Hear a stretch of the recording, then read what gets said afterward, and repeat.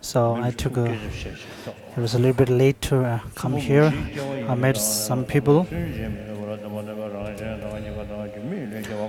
Chapter number 15, production is not refuted. You cannot eradicate conventional phenomena by refuting them through investigating whether they are produced in one of four alternative ways. Objection. Madhyamika refutes production from self, from another, and from both, as well as causeless production. Does this refute production? If you claim that it does, then since these four alternative types of production do not exist even conventionally in this Madhyamika system, there is no need to add any qualifying phrase to the refutation of production. If you claim that it does not, then your refutation of the four alternatives of production fails to refute ultimate production. Reply. We do not accept the former of these two positions, so I will explain the answer to the latter. Those who assert ultimate production must assert that it withstands an analysis by reasoning that analyzes reality. As this is so, they must use reason to analyze production so as to discover which is among the four alternatives: production from self, other, and so forth. Hence, those who assert ultimate production are definitely required to assert that it can be analytically fixed within one of the four alternatives. Because we assert mere production, the arising of particular effects in dependence on particular causes and conditions, we do not assert real production. Since we do not assert real production, why would we use reasoning that analyzes reality to analyze production as to which it is production from self, other, and so forth? As Chandakrudi's commentary on the middle way says, because things arise dependently, these mistaken conceptions cannot bear scrutiny. Therefore, the reasoning of dependent arising cuts all the entailments of bad views. Therefore, Chandakrudi asserts that dependent production refutes the four alternative types of production. However, you claim that if there is no production from among the four alternative types, then even mere production does not exist. Hence, it seems that you propose is the opposition of what Chandakrudi asserts. Chandakrudi's commentary on the middle way also says, because things are not produced causelessly or from causes such as a divine creator, or from self, other, or both self and other, they are produced dependently. However, according to you, it will be contradictory for Chandakrudi to say this. Therefore, dependently produced dependent arisings are free from four extreme types of production. So to not ask that which is free from extremes, which of the four extremes is it? Once again, these opponents go wrong by not distinguishing no intrinsic production from no production. How do you explain the statement in Chandakrudi's commentary on the middle way? The argument which shows that production from self and from other are untenable in the context of ultimate reality also shows that production is untenable even conventionally. This means that if you assert substantially existent production or production that exists by way of its intrinsic character, then those arguments are refuted even conventionally. It does not at all indicate a refutation of mere production, for in the transition to that passage says, the things that serve as the causes of afflicted and pure phenomena must produce substantially existent entities.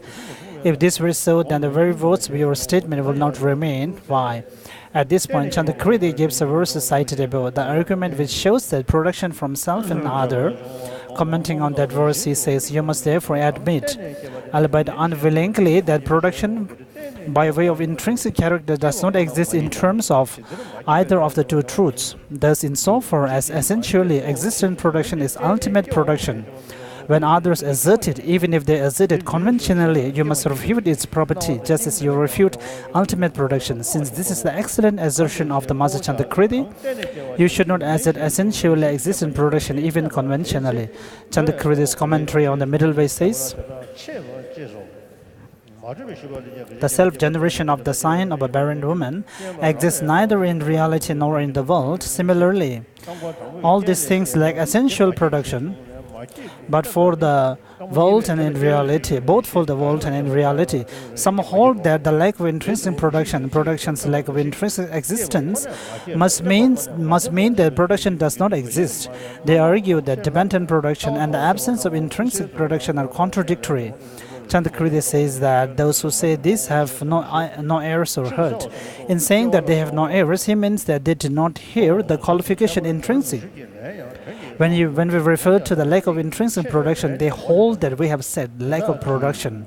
In saying that they have no hurt, he means that even if they hear it, they have no comprehension of the meaning of the word intrinsic. Nagarjuna's 60 stanzas of reasoning says, the supreme knower of reality said that dependent origination is no production. Commenting on that passage, Chandakridi's commentary on the 60 stanzas of reasoning says, when you see dependent arising, you do not perceive things as intrinsically existent. This is because the dependently produced is not intrinsically produced like a reflection. Is it not the case that dependently produced is only produced? How can you say that it is not produced? If you say that something is not produced, then how you should not say that it is dependently produced. Therefore, because these are mutually exclusive, your position is incorrect. Poor thing, with neither ears nor heart, you still argue. This put us in a difficult situation. We contend that dependently produced things are like reflections, not produced intrinsically, and this is the case. How can your objection stand a chance? Thus, you should cherish these distinctions. Also, the question of Naga King Anatavadapta says whatever is produced from conditions is not produced, it is not intrinsically produced. Whatever depends upon conditions, I consider empty. One who knows emptiness is diligent. After the Buddha stated it in the first line, whatever is produced from condition is not produced, he indicates with the second line the manner of non-production. It is not intrinsically produced, thus adding a qualifying phrase to the object of negation. The Buddha says that things are not produced intrinsically. Some hear these words and do not understand them. They say only the produced is not produced, only the dependent does not depend. They evidently think that aggressively advocating this mass of contradictions constitute an advanced view. This is also stated very clearly in the descent into Langa Sutra, as quoted by Chandakriti in his clear words. Mahamati, thinking that they are not produced intrinsically, I said that all phenomena are not produced. This actually answers the question whether the qualification ultimately should be added to the refutation of production and so forth. However, I will answer this question more specifically below.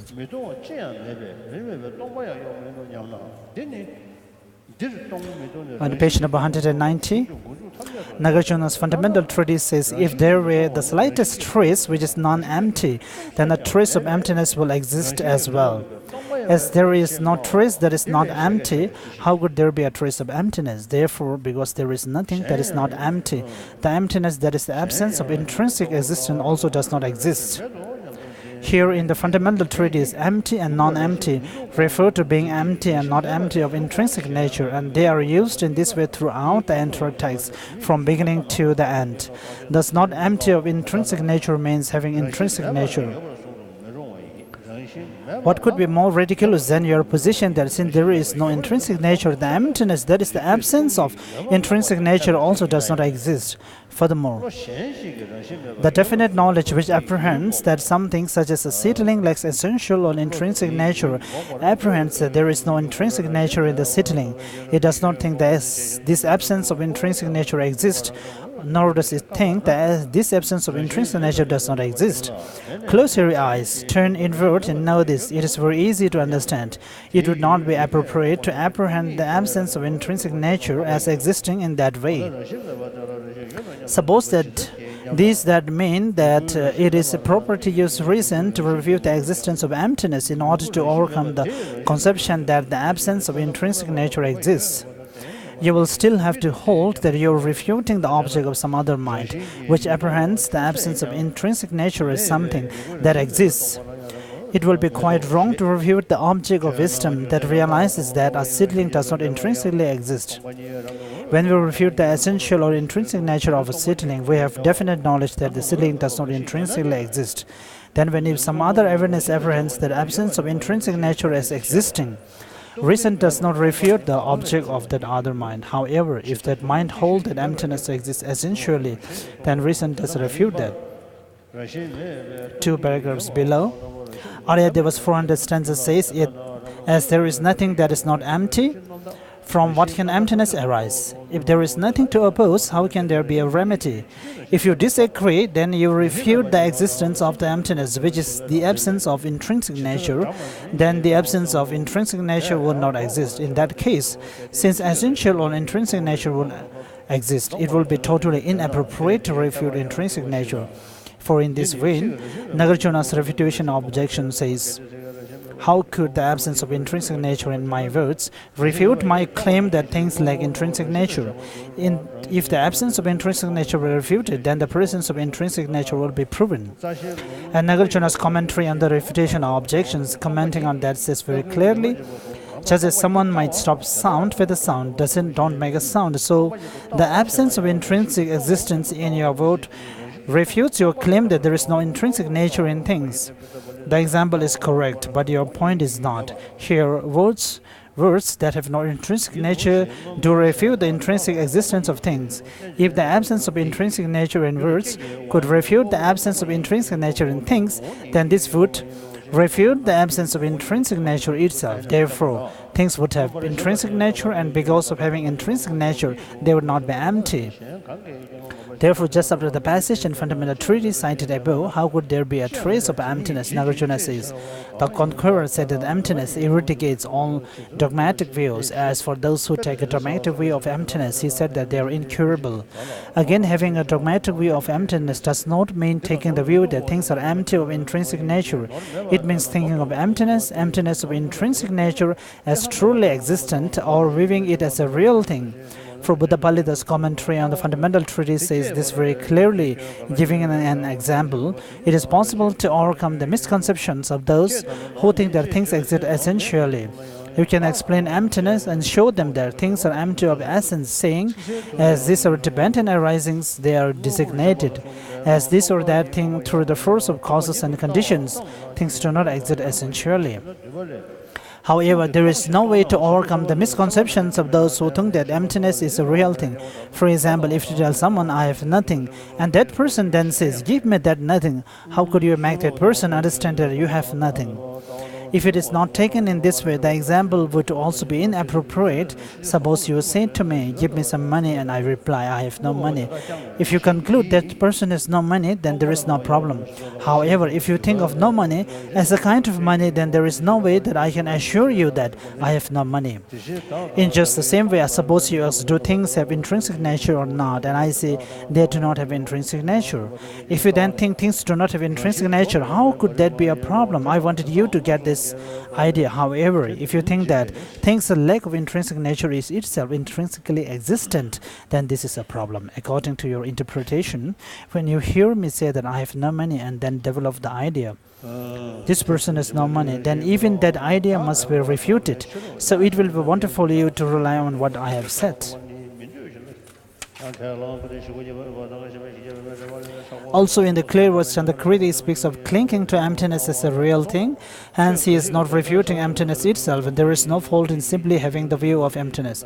The verse summary of the perfection of wisdom in 8,000 lines says, a bodhisattva who thinks the aggregates are empty is meditating on science and lacks faith in the realm of non-production.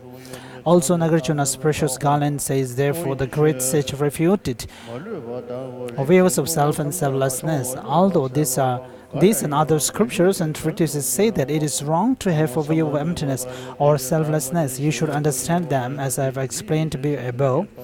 Otherwise, they will contradict a great many statements in other texts. In the Heart Sutra, Shariputra asks Avalokiteshvara how one who wishes to practice the profound perfection of wisdom should train. In reply, Avalokiteshvara says the Bodhisattva should correctly view these 5 aggregates as empty of intrinsic existence. The verse summary of the perfection of wisdom in 8,000 lines says, one who knows that phenomena do not intrinsically exist is practicing the supreme perfection of wisdom. Chandrakriti's commentary on the middle way says, consequently, a yogi views the emptiness of the self and that which belongs to the self and thereby becomes free. Therefore, the root of all problems is the ignorance that superimposes intrinsic existence. There is only one consciousness that can uproot it by apprehending things in a way that explicitly contradicts it. That consciousness is the wisdom that knows selflessness, the absence of intrinsic existence. As this is so, if you refute this way of apprehending things, then you will have to admit, albeit unwillingly that you are refuting the way of reality. At the point where Aryadeva's 400 stanza says there is no second door to peace, Chandrakirti's commentary on the 400 stanza says the extinction of the attachment is the cause of attaining nirvana, and except for the view of the absence of intrinsic existence, there is no other teaching that can cause that extinction of attachment. The selflessness characterized by the absence of intrinsic existence is the one and only door to peace. As a gateway to the city of nirvana, it is alone and nothing can match it. Although there are three doors of liberation called emptiness, signlessness, and visionlessness, still only the view of selflessness takes priority. If you know phenomena without exception as selfless and thereby extinguish every attachment to all things, then how could you ever long for anything or apprehend signs in anything? Because of this, selflessness alone is the one and only door to peace. Therefore, the equipment for enlightenment explains, because phenomena do not intrinsically exist, they are empty. Further, because phenomena are empty, what use are signs? In as much as they have overcome all signs, why would the learned wish for such phenomena? Thus, Chandrakirti clears up the apparent contradiction between scriptural explanations that there are three doors to liberation and other texts, which explain that the way of emptiness of intrinsic existence is the only door to liberation. He uses scripture and reason to prove that just this view is the door to liberation. Why should the mere negation of intrinsic nature imply the refutation of the object of wisdom? He should not, for such knowledge, remedies the conception of the two selves as signs, unless even a trace of such a misconception. If you refute as defective even such a conception and refute all conceptuality of any sort, good or bad, then it is evident that you want to set up the system of Chinese about Hashang.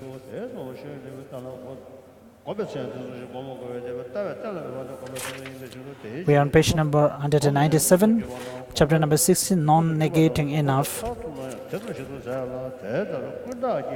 Page number 196, sorry, the last paragraph. Thus, when making the philosophical determinations, make your principal task to determine that an object as conceived by innate ignorance does not exist. Ancillary to that, refute objects of accurate misconceptions. If you do not understand this and fail to eradicate the perspectives of innate ignorance, then when you refute your personal self, you will only refute a self that is permanent, unitary, and independent. When you refute an objective self, you will only refute things that are imputed by the advocates of philosophical tenets, such as objects that are partless particles, partless moments of experience, or a natural substrate. With three gunas asserted by the Samkhyas, this is completely inappropriate. If you think otherwise, then when you make philosophical determinations, you will establish nothing more than this shallow selflessness.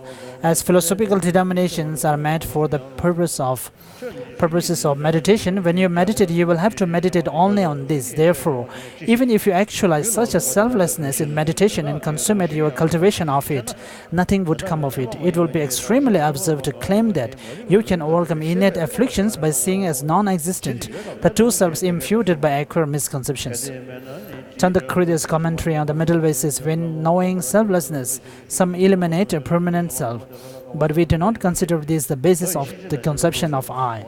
It is therefore astonishing to claim that knowing the selflessness experiences and averts the view of self. As Chandrakirti's explanation of the middle way commentary says, to elucidate this very point, the irrelevance of such to innate afflictions by way of an example. Someone sees a snake living in the wall of his house. To ease its concern, someone else said, there is no elephant here. Alas, to others it is ridiculous to suppose that this will dispel the fear of snake. Chandrakirti refers to the selflessness of the person, but it is the same for the selflessness of the objects, he could have added. When knowing selflessness, some elimination can occur conception of self, but we do not consider this the basis of ignorance. It is therefore astonishing to claim that knowing the selflessness expansions and averts ignorance.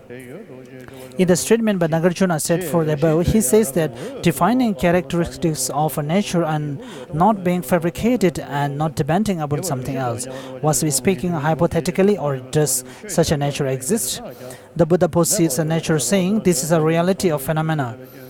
It is not fabricated and does not depend on something else.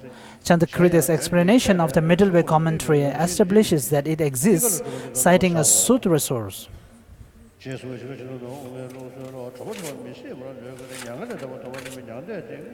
Is there a nature that has such qualification as the Master Nagarjuna claims? Yes, it is the reality of which the Bhagavan spoke extensively, saying, whether Tadagatas appear or not, the reality of phenomena remains. What is this reality? It is the nature of things such as these eyes. And what is their nature?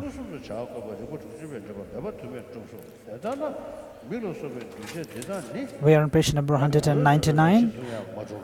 Second paragraph.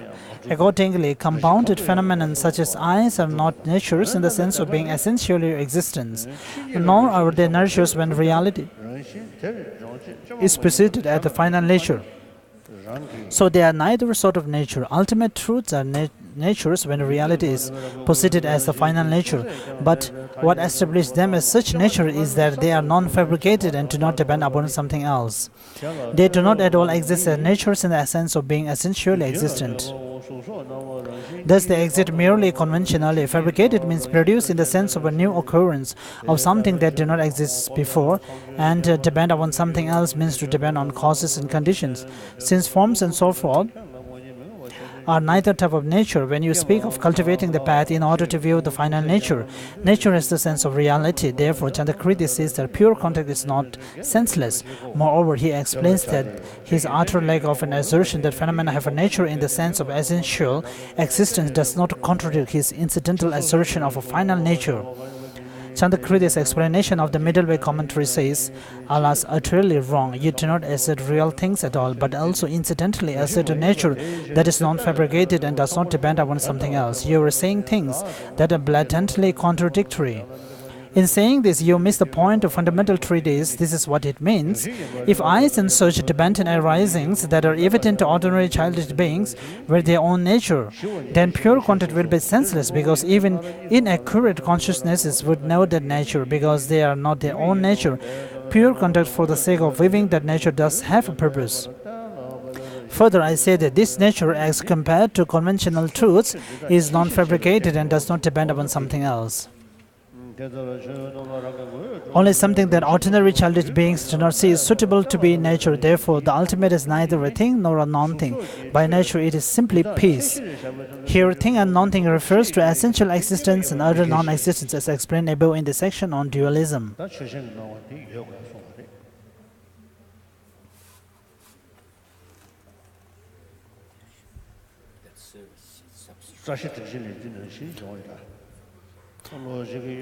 Such as form, in page number 200 in the second paragraph, such as form, there serves is substrata. This is also explained by Lama Tsongkhapa in the commentary to Fundamentals of Wisdom.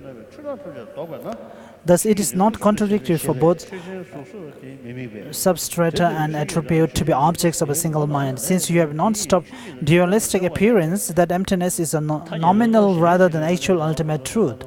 By accustoming yourself to that view, which knows the absence of intrinsic nature, you will know it by perceiving it. For such a consciousness, all mistaken appearances stop. Mistaken appearances here means the appearance of intrinsic existence, where this is no intrinsic existence. Therefore, since the consciousness is directly perceiving that reality does not perceive substrata, such as forms, neither that reality nor its substrata exists from perspective of that mind. So emptiness and forms, etc., must be posited as reality and substrata from the perspective of some other mind, a conventional mind. As this is so, an ultimate truth is posited where, in addition to the stilling of all elaborations of essential existence, there is also a sheer stoppage of all elaborations of mistaken appearances. Appearance of intrinsic existence where there is none. Thus, while we assert a final nature, how could we be forced to accept an essentially existent nature? Chandakriti's clear words say, driven by the impairment of ignorance, ordinary beings perceive a certain aspect in things. As noble beings who are free from the impairment of ignorance do not see that mistaken aspect. There is something else that serves as its object. That very entity is posited as the final nature of those things. Also, things lack of intrinsically existent production is not anything. Thus, since it is just a non-thing, it has no essence. Therefore, it is not the intrinsic nature of things. On page number 201. Some Tibetans do not posit ultimate truth as the sheer elimination of the elaboration of the object of negation, for example, the two selves. Instead, they hold that as the object of a mind that non-mistakenly knows how things exist, the ultimate appears to exist under its own power, just as things such as blue and yellow appear to an ordinary mind. Ascertaining that it does exist in that way is a view that knows the profound. They also claim that it is a misstep with regard to the correct view to regard external and internal phenomena, the basis with regard to which living beings cling to the true self as lacking intrinsic existence. The last paragraph, to avoid missteps in reaching the mathematical review, it is most crucial to refute wrong ideas about the object of negation. For that reason, I have given an extended explanation.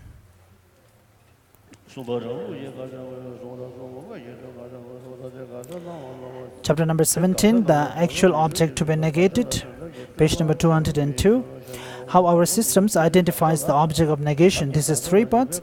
The actual identification of the object to be negated. In general, with regard to the objects of negation, there are objects negated by path and objects negated by reason. As to the first of these, material separation of the middle from the extreme says, there are teachings on afflicted obscuration and on cognitive obscuration. We hold that all obscurations are among these, and when they are gone, you are free. Thus, there are afflicted obscurations and the cognitive obscurations. These objects of negation do occur among objects of knowledge, for if they do not exist, then all embodied beings will escape cyclic existence without exertion. As for objects negated by reason, Nagarjuna's refutation of objection says, someone thinks that an emanated woman is a woman. Another emanation stops this wrong conception. This is like that. In his commentary on the refutation of objection, he says, a woman emanated by some being is empty of the nature of being a woman, but someone else wrongly thinks this is ultimately a woman. Therefore, due to that wrong conception, attachment arises.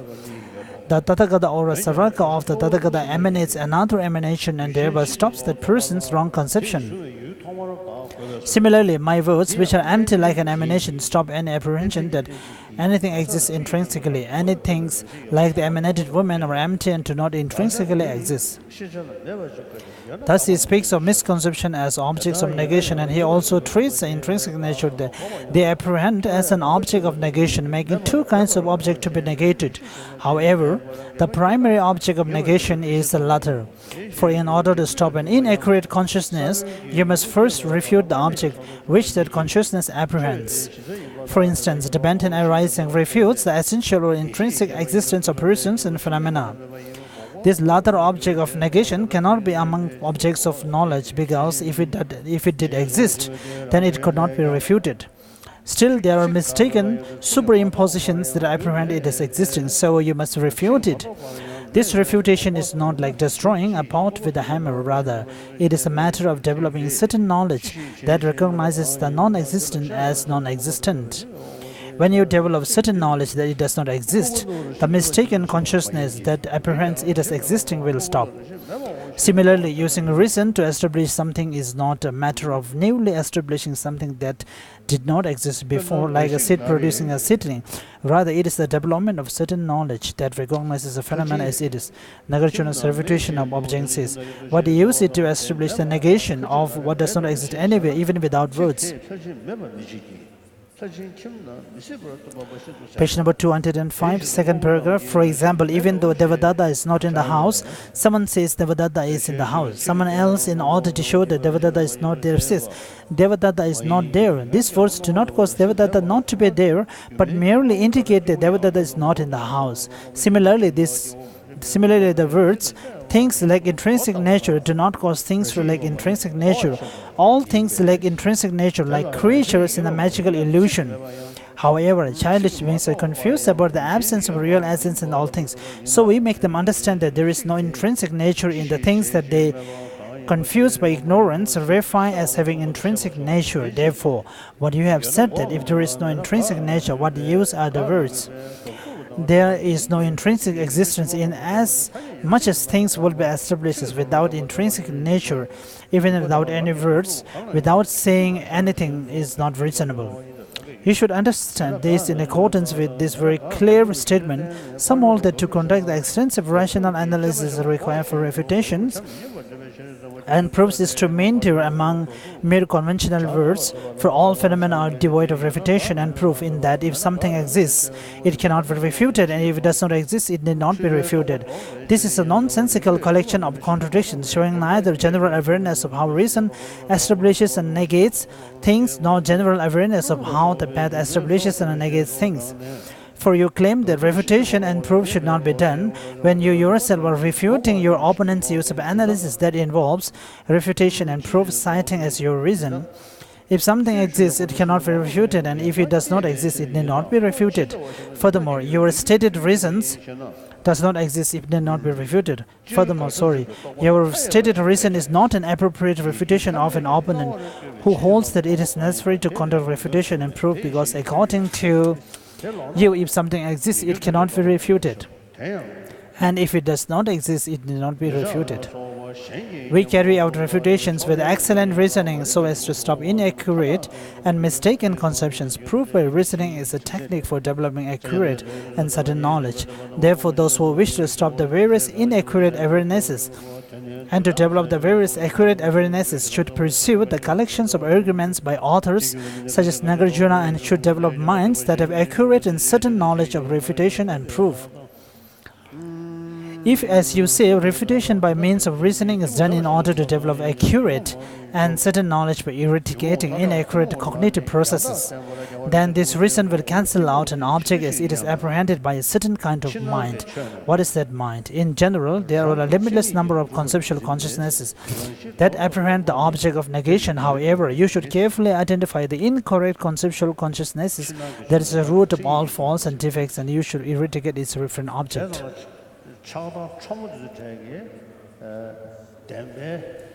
So, His Holiness comments that the very subtle form of the afflicted emotions, and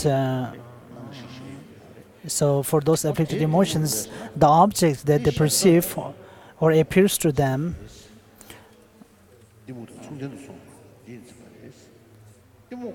so there we go. It apprehends the internal and external phenomena as existing by their own intrinsic character.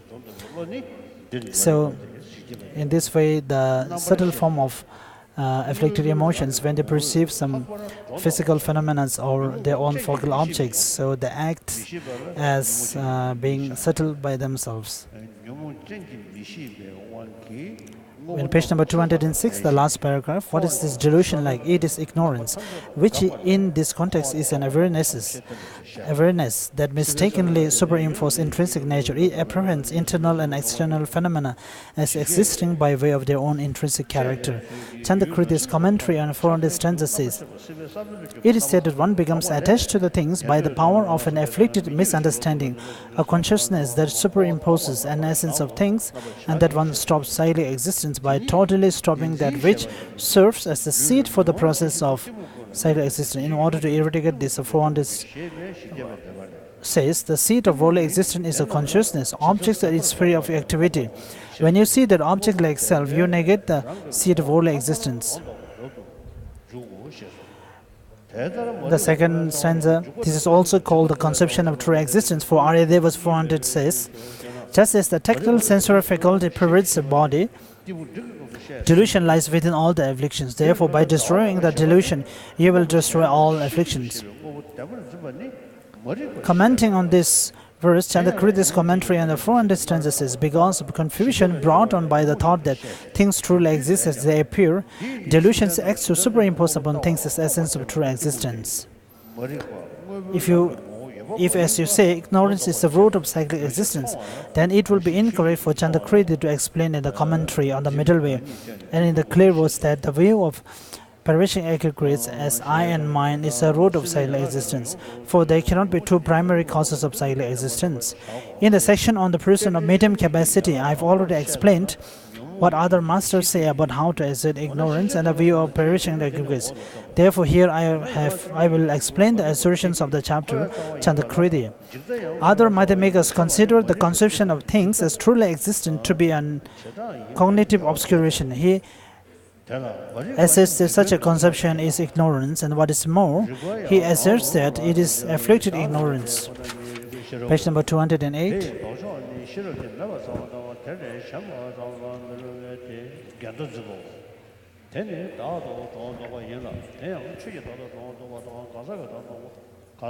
For as cited above, his commentary on the 400 stanzas explains that conception of true existence is afflicted.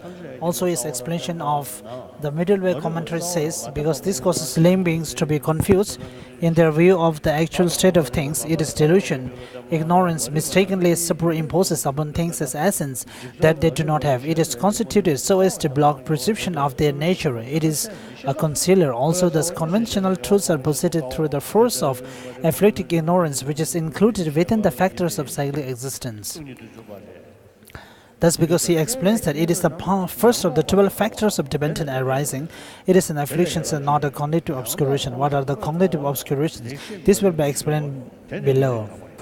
We are on page number 209. 70 stanzas on emptiness says, the teacher said that ignorance is the conception that in reality things are produced from causes and conditions. From this the 12 factors arise. Through seeing reality, you know that things are empty. Ignorance does not arise. This is the cessation of ignorance. Because of this the 12 factors cease. Also, the 26th chapter of his fundamental treatise says, when ignorance is stopped, compositional activity will not arise at all. That which stops ignorance is knowing and meditating on reality. By stopping this and that earlier factor of dependent arising, this and that later factor will not arise. In this way, you thoroughly stopped the whole mass of suffering. This and the other passages just cited are in agreement and fit together very well with the line in Nagarjuna's precious calendar.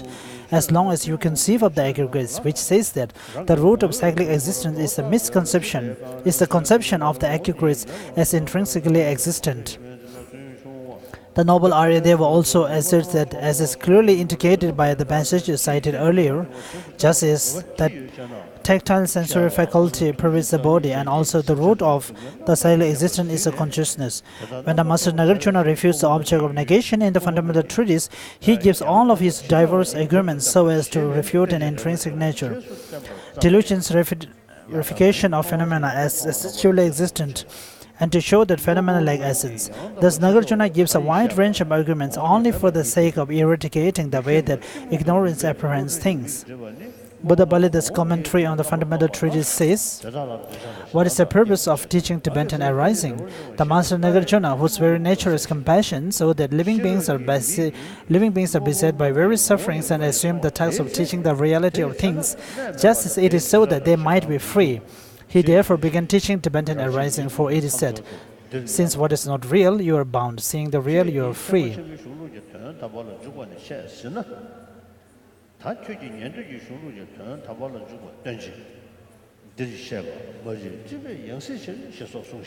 What is the reality of things just as it is? It is the absence of essence. Unskilled persons whose eye of intelligence is obscured by the darkness of delusion conceive of an essence in things and then generate attachment and hostility with regard to them. When the illumination of the knowledge of Tibetan arising clears away the darkness of delusion and the eye of wisdom sees the absence of essence in things, then there is no foundation for the other afflictions, and attachment and hostility do not develop.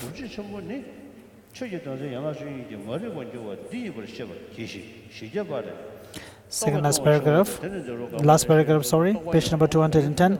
Aryadeva's 400 stanzas says, conceptuality ceases and you are bound. It should be stopped here. Even the conceptuality mentioned in that statement does not refer to all conceptual consciousnesses whatsoever, but refer to conceptual consciousnesses that superimpose essential existence on phenomena. For commenting on that passage, Chandakridi's commentary on the 400 stanza says, a conceptual consciousness superimposes an incorrect sense of intrinsic existence. Further, he asserts that it is afflicting ignorance. Hence, while there are those who claim that reason refutes the object of every conceptual consciousness, that thinks this is such and such, they have done no detailed investigation of this matter. So if somebody is sleeping, I will awake you.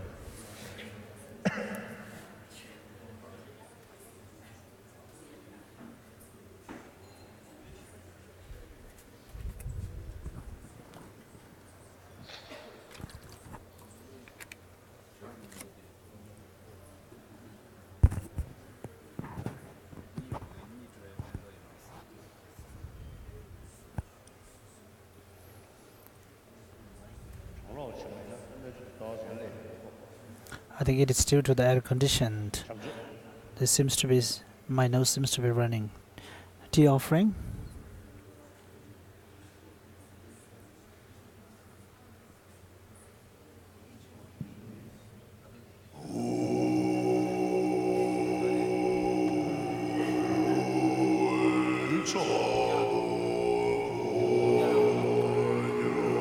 The tea offering is for Charisik. The Charisik, our Lokiteshvara with 1,000 arms and 1,000 eyes, and who is the king of all the world, and the one who teaches and shows the path to anyone according to one's necessities. I offer my tea to you.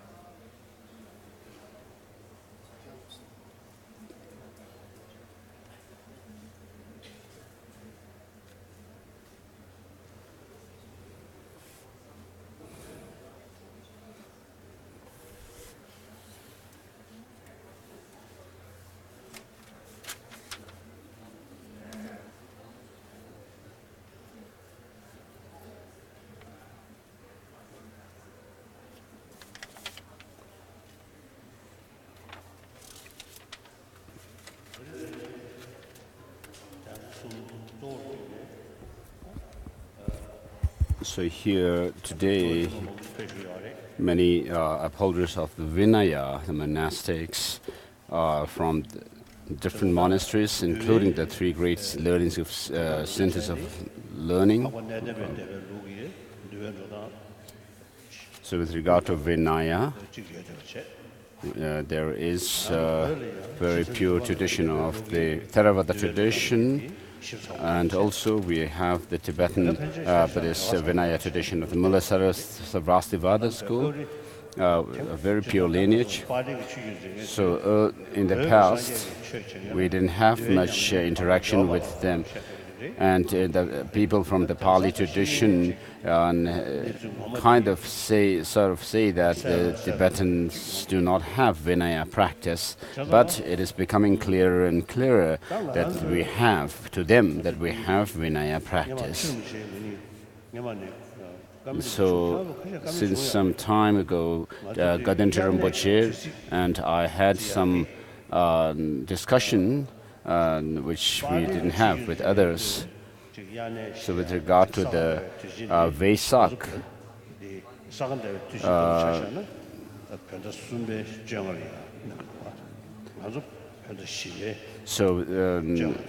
for example, there is a difference of 1 month between the Theravada tradition and our tradition in celebrating the Buddha's the full moon day, the Vesak full moon day, which happens according to the Tibetan calendar. What the Theravadins actually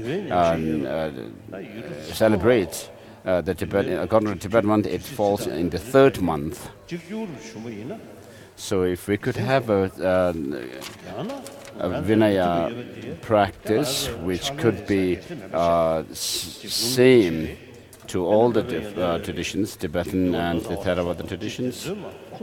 And we should also, of course, find a very clear source in the Indian classic texts on Vinaya, such as texts written by Gunaprabha.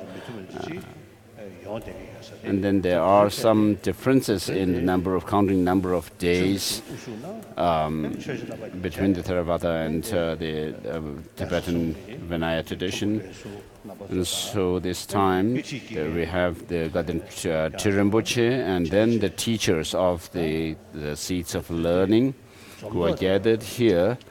I thought if you could have some discussion about this, you do not need to come to some conclusion as such, but I thought it would be good to have some discussion. In January next year, there is an international conference on Vinaya. There is a plan for this. I don't know how many people will actually participate in it.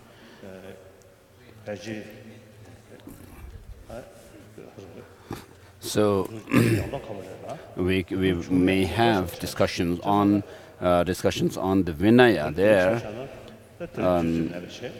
So today we don't have time, but tomorrow also we don't have time. But on the 10th, we'll have a celebratory function in the morning, and then in the afternoon, as I visit the different places, it would be good if you could gather all the Vinaya upholders of Vinaya could gather and have discussions.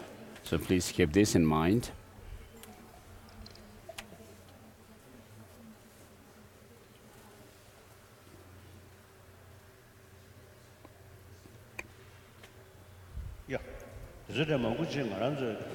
So many of these practices, of course, we say that we have, and this is our tradition or practice, but we don't try to find the sources in classic texts. And when people ask us, we are not able to explain well, except that saying that this is our tradition, this is how we practice, and so it's not good just to remain there.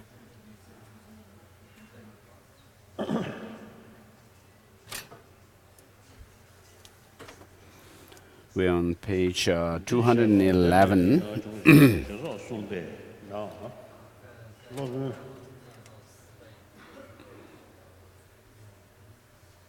The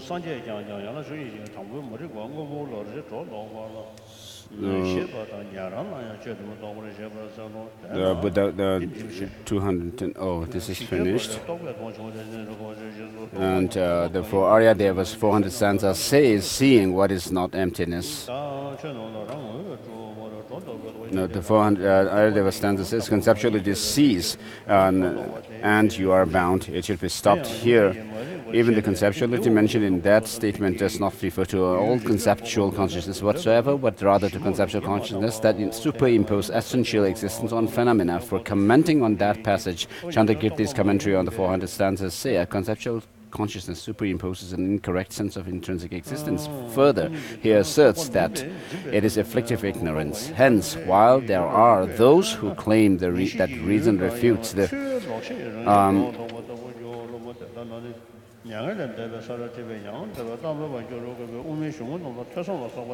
every conceptual consciousness that thinks this is such and such, they have done no detailed investigation of this. If it were otherwise, then since for ordinary beings the meaning of reality is hidden, they would have no way of apprehending the meaning of emptiness without.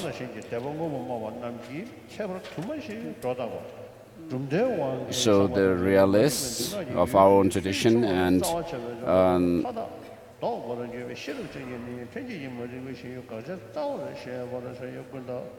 that's page 211. after the one verse from 400 stanzas. It is based on this intrinsic nature, the referent object of the way that ignorance apprehends things as explained above. Essentialist, Buddhist and non-Buddhist reify many different things. When you negate the referent of ignorance as a cognitive process, you completely stop all of these tenet-driven verifications, as though you cut a tree at its roots. Therefore, those who have the faculty of wisdom should understand that the referent object of innate ignorance is the basic object of negation, and should not devote themselves merely to refuting imaginary constructs that are imputed only by the advocates of philosophical tenets.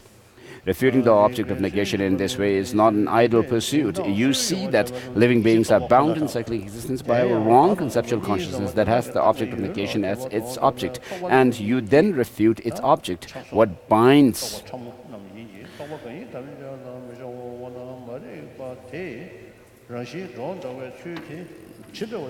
So hence the ultimate wrong conceptual consciousness that conceives the object of negation is the innate ignorance, which is the first of the 12 dependent factors of dependent arising. Acquired objects of negation are merely superimpositions based on it. Thus, it is not at all the case that reason negates all of the cognitive processes through which non-conceptual consciousness sensory apprehends things. Therefore, so as I explained earlier, this is clearly mentioned. It would be clear after having studied the Madhyamaka text. Then when you look at things at the outside world and the monks and nuns, when you look at things, there is this appearance that they exist independently from our own conception. And so that means there is this appearance of the true existence, which is the object of negation to our sensory consciousnesses. And when you look at me, you see the Dalai Lama as if I exist from my own objectively. And so there is, for you too, there is an appearance of this object of negation to your sensory consciousness. Of course, all appearances to this sensory consciousness doesn't have to be the true existence. And then because of this appearance, then when we actually cling onto it, then there is the arisal of this clinging to the true existence. The seventh Dalai Lama says, all these phenomena in nirvana, samsara and nirvana are designated by our mind. And this mind in turn is empty.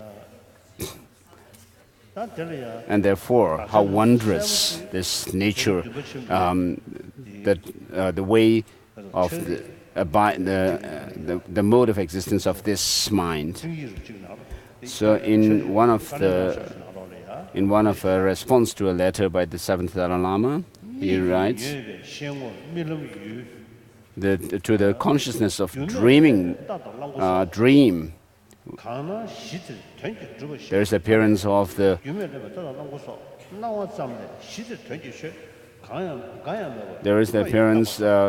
of the horse and elephant and so forth, and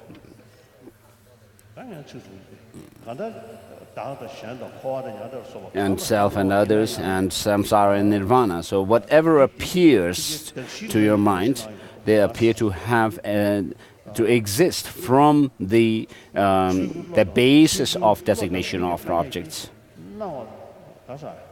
So all phenomena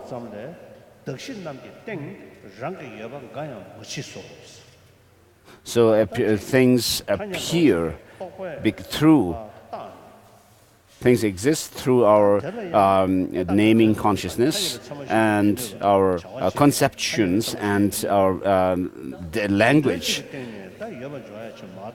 except that there is no way we can actually posit things existence of things. So although this is the way things are regarding how things exist, yet because of being sullied by, covered by thick, dense ignorance of ignorance, sleep of ignorance. To the ordinary being, this is how things appear, is that they have some objective existence. But you can confirm that things do not have such a way of existence. So for all of us, our experiences of pain and pleasure appear to have some objective existence. If it were the case that they have such an existence, then when we search for them, they should become clearer and clearer, but they do not. And therefore, the fact that things exist, these experiences exist, is confirmed by our experience. So we can decide that these experiences exist, but when we seek, when we search for, seek them within the aggregates, the basis of designation, we don't find them. What appears to our mind is that things, what do not appear to our mind is that the things are not designated.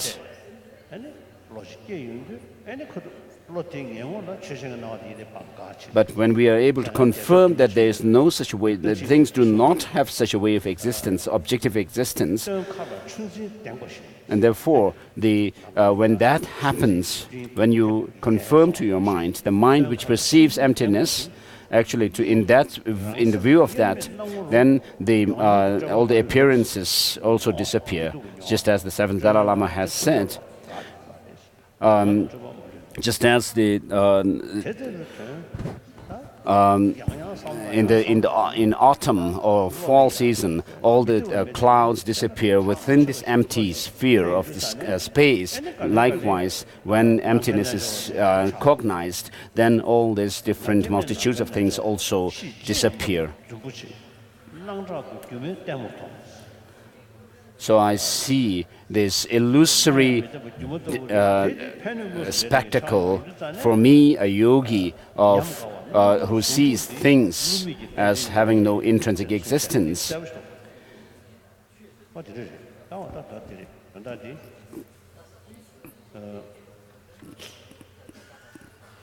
So these undeceptive conventionalities of things appear to me a spectacle, to me, the yogi, he says.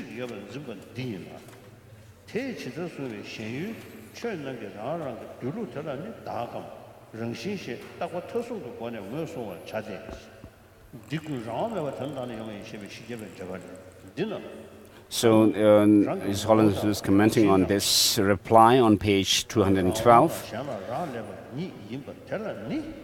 So however, here in this case, the reification by ignorance there is, with regard to the object, be they persons or phenomena, a conception that those phenomena have ontological status, a way of existing in and of themselves without being posited through the force of an awareness. The referent object that is thus apprehended by that ignorant conception, the independent ontological status of those phenomena is identified as a hypothetical self or intrinsic nature.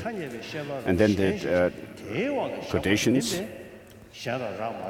Thus he says that those are synonyms. Without depending on other does not mean not depending on causes and conditions. Instead, other refers to subject, that is a conventional consciousness, and something is said not to depend on another due to not being posited through the force of that conventional consciousness. Therefore, autonomously refers to the nature of an object that has its own unique ontological status or manner of being. It is just this that is called essence or intrinsic nature. Take, for example, the case of an imaginary snake that is mistakenly ascribed to a rope. If we leave aside how it is ascribed from the perspective that apprehends her, so the conventional mere appearance of which is in convention,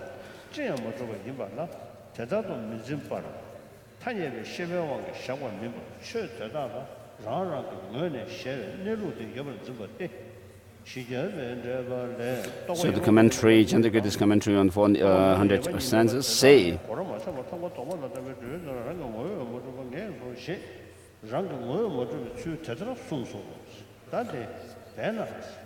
thus, Chandrakirti states how phenomena do not exist, essentially exist. Therefore, what exists objectively in terms of its own essence, without being posited through the power of a subjective mind, is called a self. So if there were to be a thing which is not designated or labeled by our mind and name and concepts, then this would be the case. The absence of this quality in the person is called the selflessness of persons. If its absence in phenomena such as eyes, ears, and so forth is called the selflessness of objects. Hence, one may implicitly understand that the conceptions of that intrinsic nature as present in persons and objects are the conceptions of two selves. It is, as Chandrakirti's commentary on 400 stanzas say.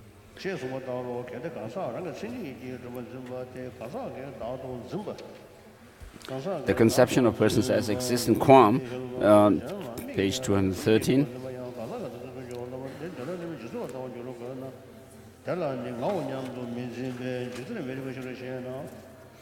The conception of persons as existing by way of their intrinsic character cannot be a conception of a personal self, for if it were, then even observing persons other than oneself and conceiving of them as existing by way of their own intrinsic character would be a conception of a personal self.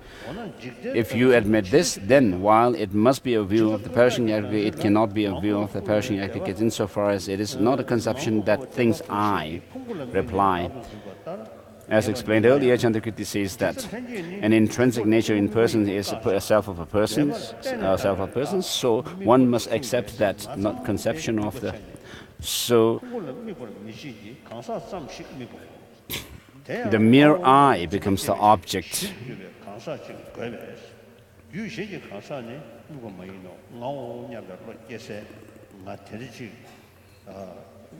So when you think about an I,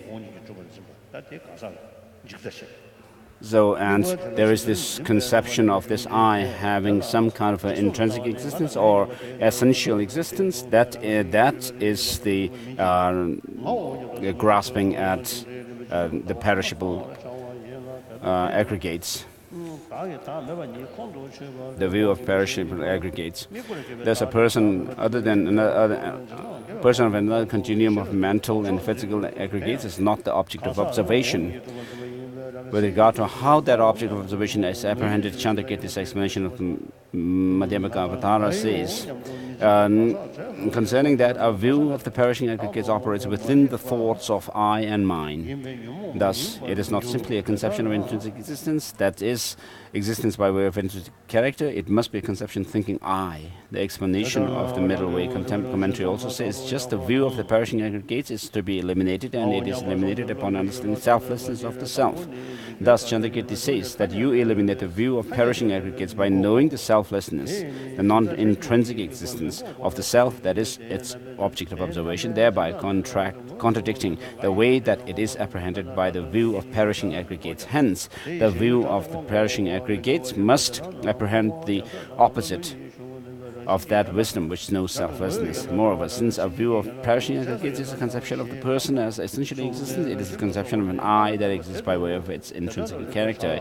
Using this as an example, you should be able to understand the view of perishing aggregates, that is the conception of mine. Even now, when you do conceive I or mine, conceptions of the person as substantially existent are still cases of ignorance that misconceives the self of persons, so it is not the case they are not afflictions.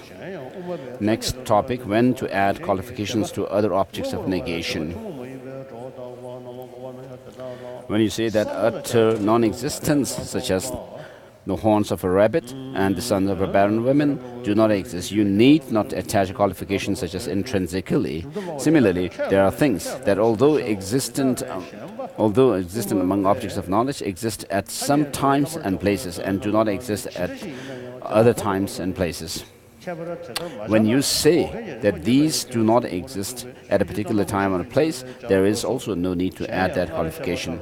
Furthermore, when refuting imaginary constructs from the unique assertions of the Buddhist and non-Buddhist essentialists, things that Madhyamikas do not accept as conventionally existent, there is no need to newly attach the qualification essentially or intrinsically to the objects, except in the occasional situation when you should add it, taking into account the opponent's perspective. This is because those opponents of tenets proponents of tenets who have already asserted the essential existence of those objects.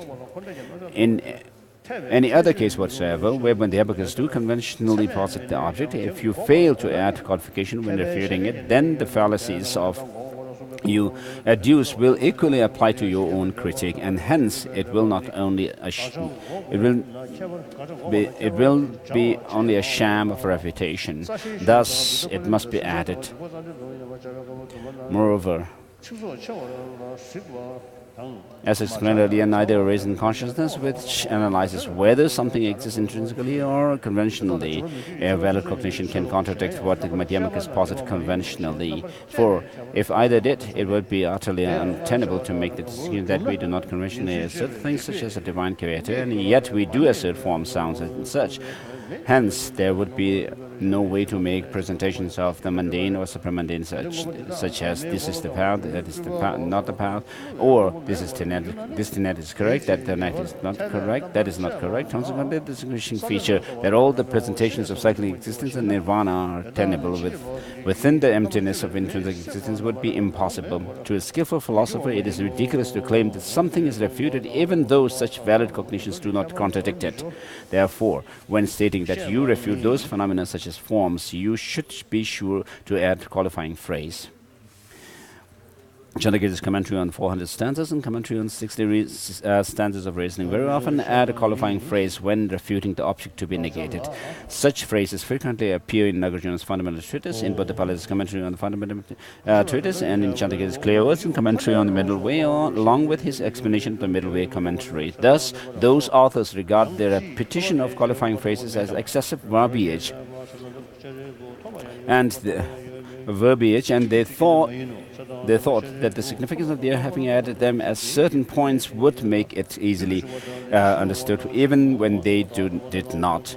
You should add it even where they did not, because there is not the slightest difference between the places where they did add it and the places where they did not.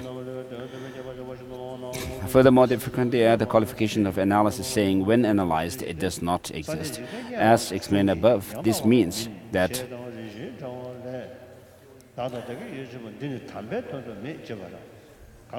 hence you should realize that this makes the same point. It does not exist essentially or intrinsically, for it is, as Chandrakirti's commentary says. And next topic, whether to add the qualification ultimate to the object of negation. It is quite unreasonable to claim that adding the qualification ultimate to the object of negation is the procedure only in the Sarvatantrika Madhyamaka. Chandrakirti's explanation of the middle way commentary cites the Perfection of Wisdom Sutra in Venerable Subhuti. It is said, Venerable Subhuti, is it that there is no attainment or no clear knowledge? Subhuti answered, Venerable Shariputra, there is attainment, there is also clear knowledge, but not in a dualistic sense. Venerable Shariputra, attainment and clear knowledge exist in worldly conventions. Also, stream mantras, oneness, eternus, never returners, arahats, pratyaga buddhas, and bodhisattvas exist in worldly conventions. Ultimately, however, there is no attainment and there is no clear knowledge. Chandrakirti's explanation of the middle way commentary says that you should follow this statement. Do you claim that this is a Sarvatantrika Sutra? It is evident that there are a great many such cases where definitive sutras add the qualification ultimate. So also Nagarjuna 70 stanzas on emptiness says, through the force of worldly convention and not through the force of reality, the Buddha spoke of duration, production, cessation, of existence and non-existence, and what is low, moderate, or supreme. Also Nagarjuna Precious Garden says, it is said that both the self and that which belongs to the self exist. They do not exist in the ultimate sense. Also, how can something be true when the seed that produces is false? And also similarly, production and disintegration appear in this illusory world, but ultimately there is no production and no disintegration. Thus, such texts often make statements in which they attach ultimately, truly, or in reality to the negation. Even when they do not add those, they very frequently add a qualification that something does not exist essentially, does not exist intrinsically, or does not exist by way of its intrinsic character.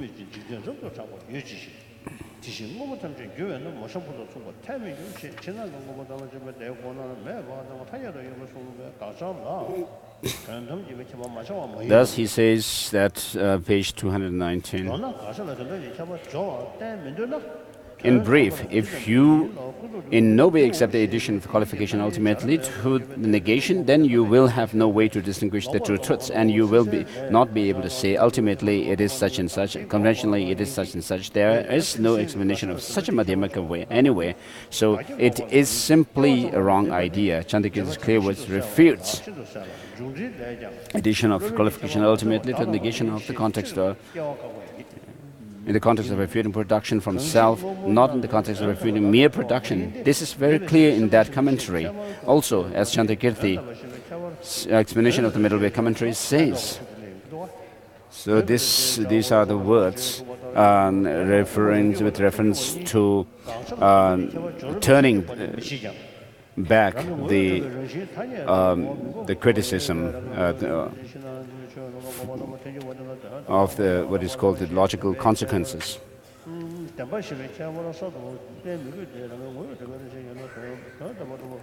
Consequently, we do not distinguish Savatantrika Madhyamaka and Prasangika Madhyamaka by way of whether they add the qualification ultimately to the negation. Instead, they differ in whether they refute essential or intrinsic existence conventionally. Hence, when refuting the essential or intrinsic existence of internal and external phenomena, Prasangikas say that it is unnecessary to add on new qualifications such as ultimately, in reality, So with regard to this term ultimate, this can be either used in relation to the object of negation or to the objects.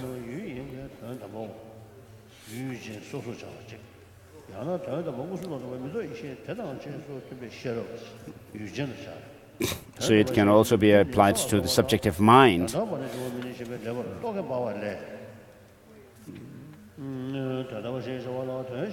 So His Holiness was commenting on this passage on page 220, which the paragraph, what is the meaning of does not exist ultimately? Here, object means something knowable and so forth.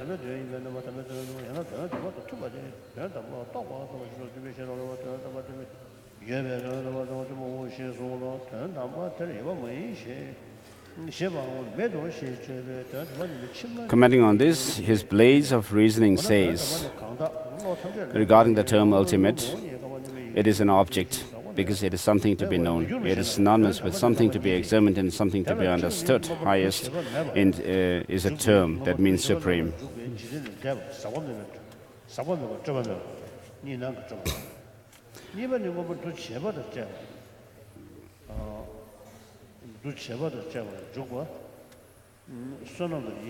So, on page 221, in the reply section,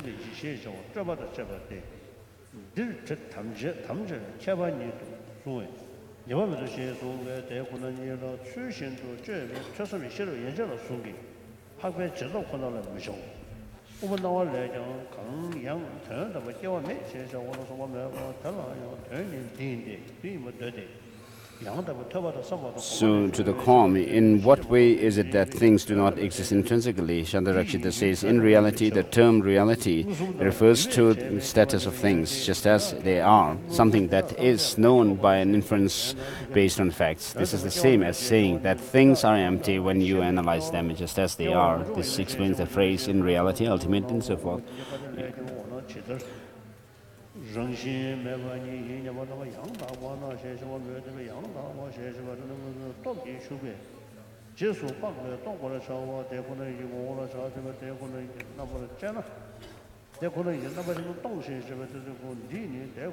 In other way, terms such as reality may refer only to knowledge of reality because that is what it observes. Knowledge of reality, not conventional knowledge, provides the understanding that allows us to say that things do not exist intrinsically.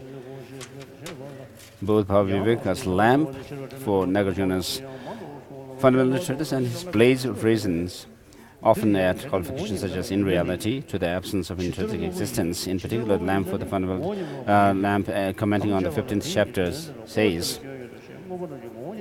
objection, if things have no essence, how can they be things? If they are things, then they are not without essence. Thus, you have the fallacy of mistakenly denying those objects with the very words within your thesis. The objection is that within this thesis, things do not have essence. Bhaviveka contradicts his own words. In that same text, he replies, we did not claim that things ultimately have essence and then advance the thesis of essencelessness. Therefore, we do not, on that account, mistakenly deny the object of our thesis. Thus, since this is not a case where the meaning of his reason is not established, we have no fault. He holds that he does not mistakenly deny things due to his assertion that things lack essence ultimately. So it is clear that he asserts that it would be mistaken a denial to say that they lack essence, that is, do not essentially exist conventionally. That same text also says, ultimately, internal things lack essence because they are produced, and also because this distinctive statement of their being produced indicates that they are contingent upon the dependent. For example, they are like human beings, etc., that their conjurer has emanated.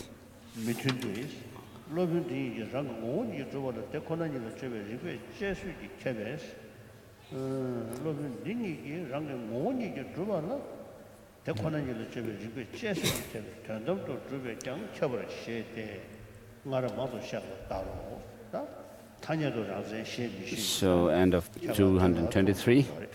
So this shows the difference between whether the philosophers assert, even conventionally, self-characterized phenomena or not.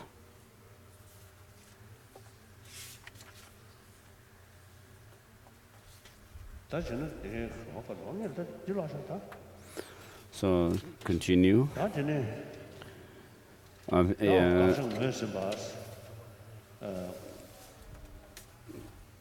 So, having identified the object of negation, whether to carry out that refutation with the Savattantrika procedure or with Prasangika procedure.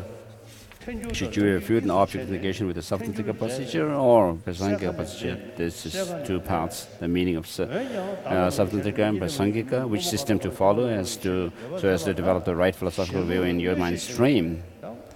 Regarding the first, it is not clear that the commentary of Master Buddhapalita sets up a Prasangika system, distinguishing Prasangika from Savattantrika. Nonetheless, consider his commentary on the opening lines of the fundamental treatise. There is no sense in which anything has ever been produced, either from itself, from something else, from both, or without a cause. Here, he negates the four types of production by pointing out the faults of other systems. The Master Bhaviveka refutes him, claiming that the Buddhapalita's arguments have no power to establish his own position or to repudiate the positions of others. Now, the Master Chandrakirti extensively comments on why Buddhapalita's own system does not suffer from such faults, and in doing, he states that Madhyamakas should employ reductio ad absurdum arguments and not autonomous substantive arguments. So the valid cognition from the Savattantrikas using the autonomous reasoning is because of asserting that the sensory perceptions, the conceptions are not wrong, not faulty in respect to their perceiving or having the appearance of self-defined characteristic or self-defined objects. Doesn't suffer that fault, and so the Madhyamaka not autonomous arguments as their method for instilling the Madhyamaka view in others.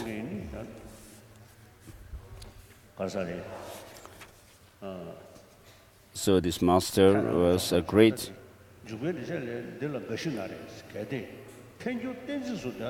So regarding Jaya Ananda, he was a great scholar. So the question, if you consider the first misinterpretation, so this is called the reasoning for others, which are renowned to others. So if you consider reductive absurd arguments to be a syllogistic reasoning, then does valid cognition establish it? If so, then it would be established for both parties. So how can you say that this is what the other party asserts? If not, then since would be inappropriate for the other party to assert what is not established, how can you say that it is what the other party asserts? Reply: some might answer whatever valid cognition establishes is established for both sides, but that is precisely what we do not know. When one party possesses something as a probative reason, even though a valid cognition may establish it for the one who posits the syllogism, how can that person be certain that valid cognition establishes it for the other party? After all, the particulars of another person's mind are objects of neither perception nor inference. And how can you be certain that valid cognition establishes it even for yourself? For it is possible that you could be deceived, inasmuch as you have been under the influence of error for an exceedingly long time. Therefore, I accept the nature of things on the strength of both the proponent and opponent accepting such as valid. Hence, I refute the positions of others in terms of their own assertions.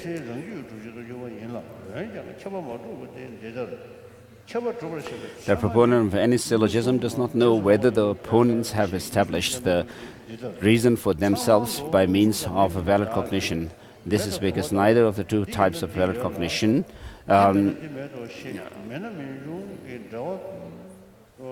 the sensory valid cognition based on reason, gave the proponents access to that opponent's thinking.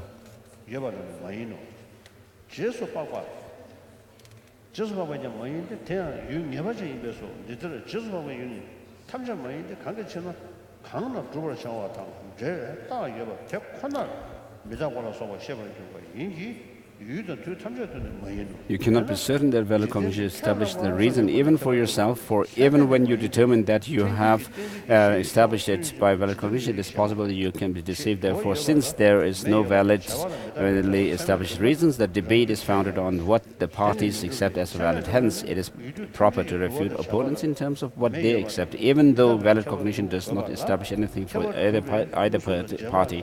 This is how he explains it. And again, this same explanation of Chandrakirti's commentary on the middle way continues.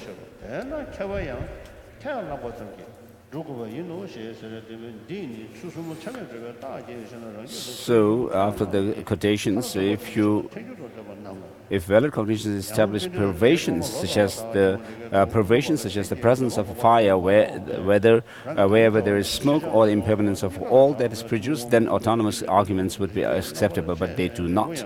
If valid cognition establishes perversions, then perversion concerning the existence of fire wherever there is smoke and impermanence wherever there is production would have to be established in all places and times. However, since perception and inference establish those perversions only in relation to specific domains, such as kitchen and pots, the scope of those perversions is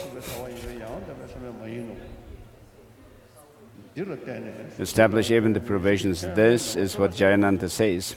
Evidently, he believes that if a proof uses a reason for which valid cognition has established the three criteria, then it is an autonomous argument. If a proof is made just on the basis of the parties accepting the fulfillment of the three criteria, then it is a reductio argument. Next topic, the second misinterpretation.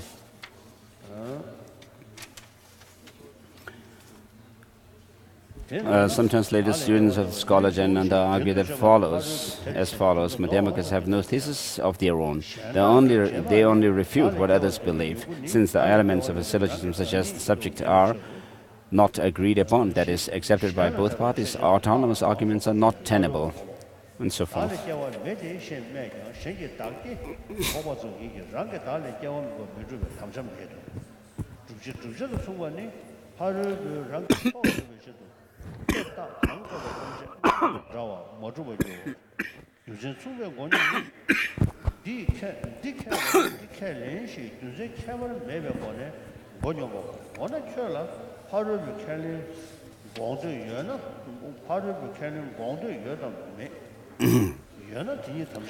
Page 229. Well then, objection, well then, do you or do you not believe that such refutations of what the opponents accept? If you do, then that in itself constitutes your thesis, and there would be an autonomous reason providing that position. If you do not, it is pointless for you to give arguments that refute what the other party accepts. Reply by the followers of Jayananda: when you analyze the ultimate, if you accept a predicate such as lacks intrinsic existence or is not produced, then you have to accept autonomous thesis and reasons. However, since we do not accept such predicates, we have no fault. If simply believing something means that you have a thesis, then everyone would have thesis about everything. That is how the followers of Jayananda explain their position. Evidently, they believe that even though they have nothing to prove from their own side, they can merely refute others' position, that even though they have beliefs, they have no thesis, and that they have no position of their own, avoiding these theses, such as absence of intrinsic existence when analyzing the ultimate. Apparently, they are considered as Savatantrikas, those who do not believe that there is nothing at all that can be asserted, and who, therefore, when analyzing the ultimate, assert the predicate lacks intrinsic nature and establish that as their own position. Those who do not assert such predicates but engage only in the refutation of what others accept, they consider prasangikas. The third misinterpretation: according to those who today consider themselves prasangika madhyamikas, there is nothing to accept even conventionally in one's own system, neither as regards the ultimate nor as regards the conventionally. If you have such a thesis, then you have to accept the examples and reasons that prove it, and in that case you are a savatantrika. Therefore prasangikas have no system of their own at all. For Nagarjuna's refutation of objection, he says, if I had any thesis, then I would suffer from that fault. But as I have no thesis, I alone am without fault. If sensory perception and so forth could actually perceive something, then there would be something to prove or to refute. But as they do not, I cannot be faulted. As Nagarjuna 60 stanzas of reasoning says, Mahatmas have no positions. They have no arguments. How can those who have no positions themselves have positions vis-a-vis others? Also, Aryadeva's 400 stanzas says, no matter how long you try, you can never rebut those who have no positions. So some earlier Madhyamikas, the fourth misinterpretation, some earlier Madhyamikas, Tibetan scholars who follow the Chandrakirti, argue as follows. So these are Patsap and his followers. We completely reject these systems that claim that Madhyamikas have no position of their own and no valid cognition to establish them. Our own system is as follows. We refute both the perceptual and inferential valid cognition based on real fact of those who put forward presentations of valid cognition. And objects it cognizes in terms of the intrinsic character that can withstand rational analysis. Accepting conventionally without analysis and without cognition and cognized. So these are much clearer in the lecture Nyingbo, Essence of True Eloquence. And next, refuting those positions, refuting the first misinterpretation. In the system of Jayananda's explanation of valid commentary on the middle way, valid cognition does not establish the reason and the perversion. Jayananda claims that valid cognition does not establish the reason, but his justification is deficient for the following reasons. Even in the system that holds that both proponent and opponent must have previously established the reason with valid cognition, something does not cease to be considered a reason simply because the opponent is not certain that the reason is established for the opponent. Hence, Jayananda's rationale does not vitiate against the necessity of the opponents establishing the reason by means of a valid cognition. Number two, if you claim that you do not know whether a reason is established for an opponent because you do not know the mind of the opponent, then it follows that you cannot even be certain that the other party has accepted a particular point. Therefore, it would be impossible to refute opponents in terms of what they accept, etc. Why? Even if you have perceptual certainty about opponent's words when they say, this is what we accept following your logic, you would not have certain knowledge that they actually accept what they have stated, because you do not know the minds of the other beings. The justification that Jananda gives for why valid cognition does not establish the privation is also adequate. The kitchen is the object based upon which you understand the privation. In the kitchen, where there is smoke, there is fire. The thing understood with respect to that basis is the bare privation. When there is smoke, there is fire. It is certainly not that you are to apprehend the privation where there is kitchen smoke, where there is kitchen fire. Hence, what could it be? How could it be that you apprehend the privation limited to a particular time and place? Or else, if the privation were limited in that way, since kitchen would not work as the basis for ascertaining such a limited privation, you would have to adduce some other basis in relation to which ascertainment of the limited privation is needed. For example, impermanence, a predicated quality that is ascertained with respect to sound, must apply to both sound and parts. A form of impermanence that is sounds alone cannot be posited as the predicated quality. This same line of reasoning demonstrates that it is incorrect to hold that the inference that establishing privation is not a valid cognition. He also claims that only the proponents and opponents acceptance of the privation establishes, and as much as valid cognition does not establish it. This also is incorrect. Why? If you treat the mere acceptance of a position as justification for it, then you cannot refute the opponent, for the opponent's assertion of a point would establish it. Neither side has any valid cognition that can refute it. Question: but what if you were to distinguish between different types of acceptance, wherein one type could and the other could not establish the reason, privation, etc.? Reply: if you justify just such a distinction by the mere fact that it has been asserted, then your argument resembles that you are what you are trying to prove, and you have not advanced your position. If, however, you make the distinction on the basis of whether there is a valid cognition to back up an assertion, then you have strayed from your belief that there are no valid cognitions. Refuting the second misinterpretation, you hold that avoiding autonomous thesis means that when analyzing reality, you do not assert the thesis that there is no intrinsic nature. But in not accepting that thesis, is it because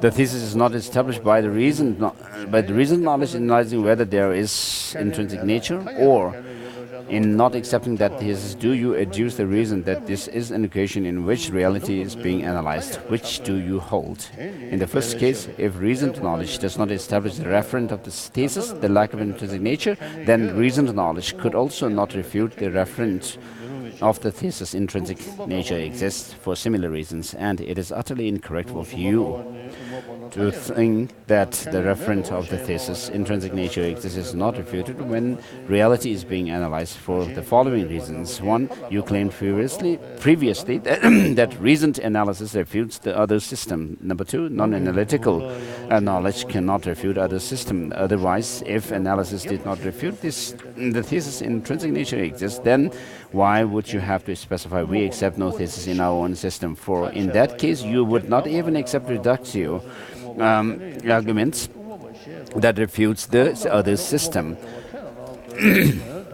When you use a reductio argument to eliminate the tenets of other party, then the refutation of the existence of intrinsic nature should itself establish the absence of intrinsic nature. I made this point above in regard to previously cited passages from the refutation of objections and its commentary.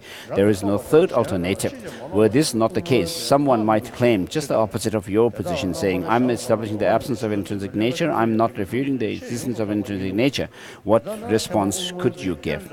If you think that affirming the absence of intrinsic nature must reality without a doubt negate intrinsic nature, then it should also be the case that negating the existence of intrinsic nature must without a doubt similarly affirm the absence of intrinsic nature. If you think that theses such as the absence of intrinsic nature are improper because that is the indication in which reality is being analyzed, do you give your justification for this now?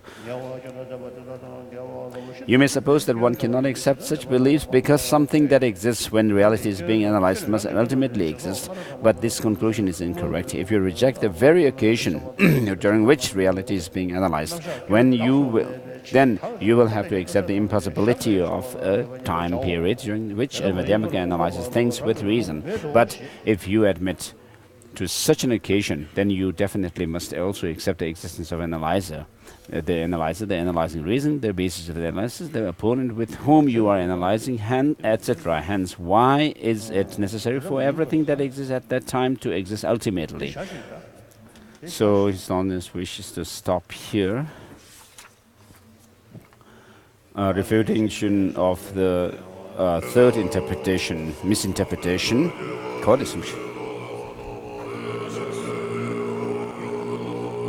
page 237.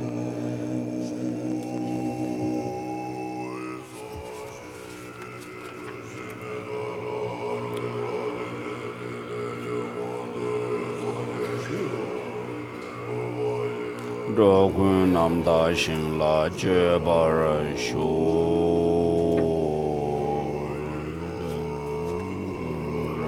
mendana kamniya tayami.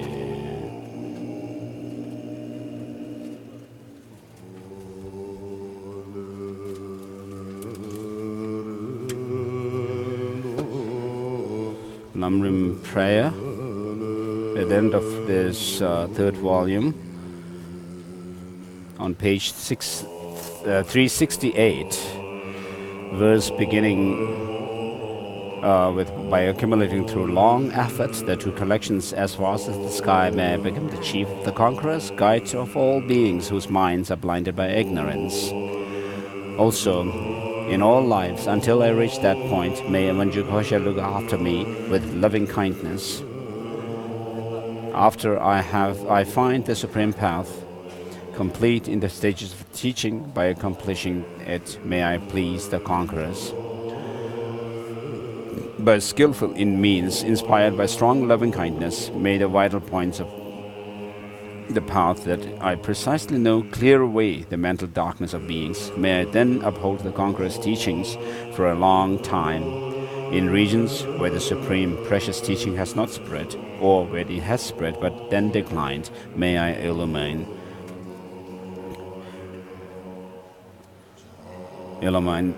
that treasure of happiness and benefit with a mind deeply moved by that great compassion.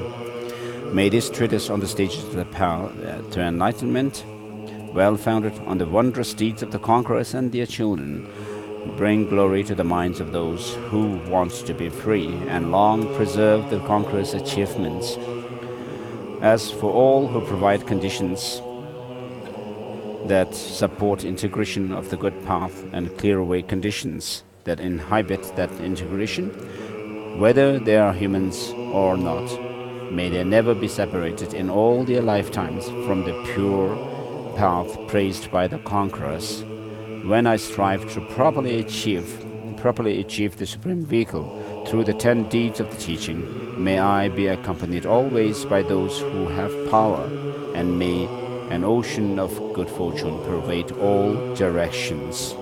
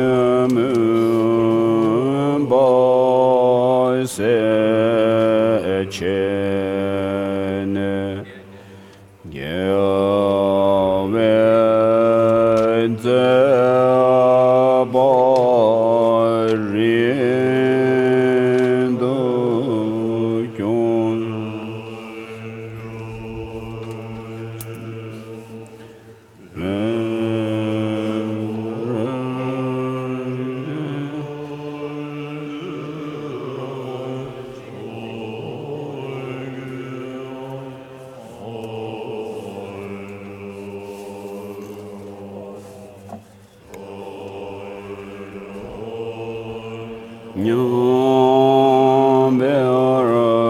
Kyorobe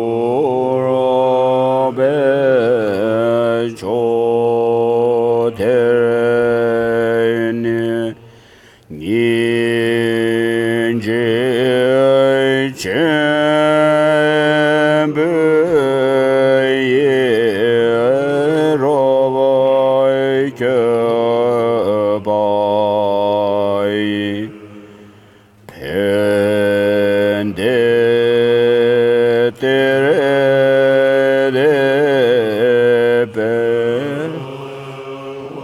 de Sewer Chebara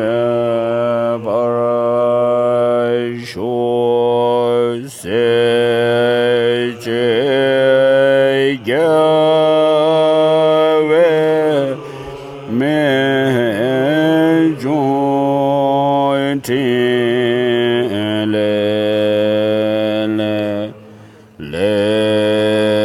Lendo Chanjo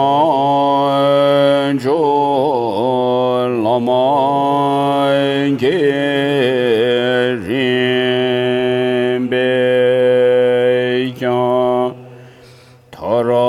Tarande Nama Geyela Betereşin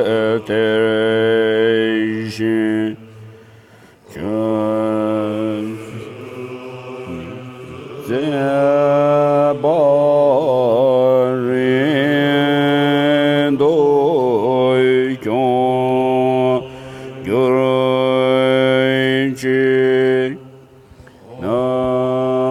namazan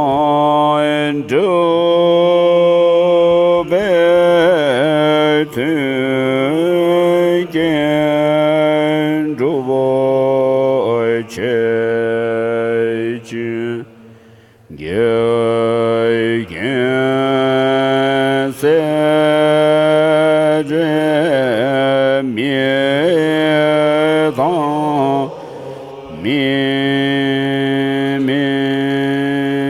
mimikün Geravay gün duy geve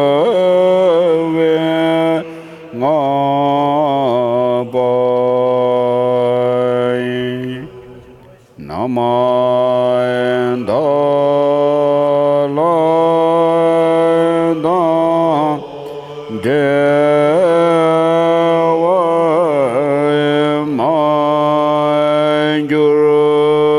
mangürüçi ganzi tebay çolay çöçücü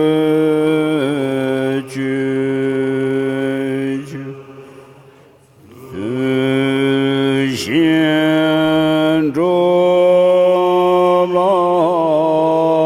roblatın bayteyit Tarandı namay geye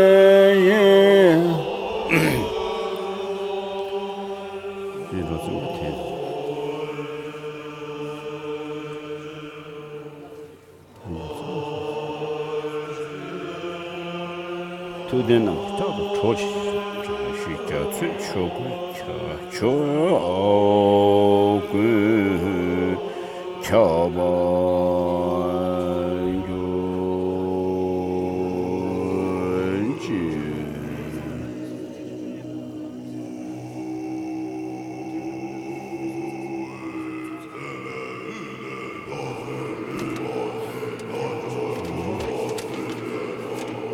The prayer of words of truth.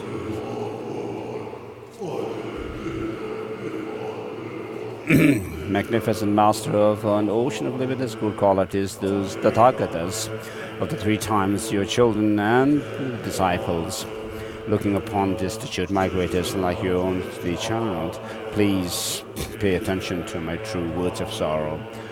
expand the doctrine of the completely perfect, capable one, which removes the suffering of sacrifice and solitary peace for abundant, extensive welfare and happiness in jumbled vapor, increase the 10 kinds of Dharma contacts of all those learned and accomplished holders of the doctrine by pacifying all the unbearable dangers of sickness, weapons, and famine caused those migrators totally compelled by intolerable strong karma, stricken by the torture of sufferings without respite, to cover their breath in an ocean of happiness and joy, particularly for all the migratory beings in the religious snowland, oppressed with evil actions by the barbarian hordes from the black side, devoid of love. May your power of compassion arise and quickly stop the flow of blood and tears. May all the unruly groups of people, maddened by the demon of afflictive emotions about who, by their rough behavior, ruin themselves and others, fully obtain the eye which sees that object of compassion and obtain magnificent love, kindness, and affection. The wish that since long dwells in our hearts is the glorious, complete freedom for the entire Tibetan country. Bestow soon the fortune to enjoy the celebration of spontaneous religious and secular harmony. All people who completely give up their cherished body, life, possessions, and endure hundreds of hardships for the sake of the doctrine, its holders, their country, and their compatriots, may they be guarded by the compassion of the protector of Dalai. In short, may the good fruit of extensive prayer to fully protect the land of snows made by the powerful who protect the Chandra-sick in the presence of the Buddhas and their children appear soon, here and now, by the dependence of the profound suchness of appearance and emptiness, by the power of the three sublimes, compassion, and the force of the true words. May the power of the truth, infallible action and results, by the power of the truth of infallible action and results, may our prayer of truth be fulfilled soon and without obstacle.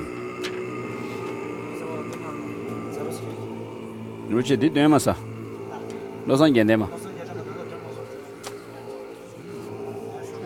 sang nhận mà tuyển nó sao sao xuống